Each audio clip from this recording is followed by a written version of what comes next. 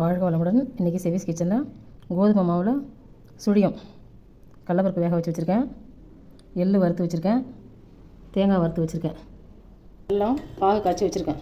கடலப்பருப்பு அரைச்சிட்டேன், எள்ளு அரைச்சிட்டேன், ஏலக்காய் நுணுக்கிட்டேன், தேங்காய் திருவி வறுத்து அதையும் நுணுக்கிட்டேன். இதில் வெல்லம் போட்டு நல்லா பிசைஞ்சு உருட்டி வைக்கணும். உருட்டி வச்சுட்டு கோதுமை மாவு ஒரு கரண்டி, முக்கால் கரண்டி அரிசி மாவு, கொஞ்சோண்டு உப்பு போட்டு இதை உருட்டி வச்ச பூரணத்தை மைதா மாவு இது கோதுமை மாவில் போட்டு எடுக்கணும். நான் அதை உருட்டி வைக்கிறேன். அவ்வளோதான். இது மாதிரி உருட்டி வச்சு மைதா மாவுலையும் அரிசி மாவுலையும் போட்டு கலந்து உப்பு போட்டு எண்ணெய் கொஞ்சம் மீடியமான தீயில் வச்சு நல்லா காஞ்சதையும் போட்டு எடுக்க வேண்டியதான்.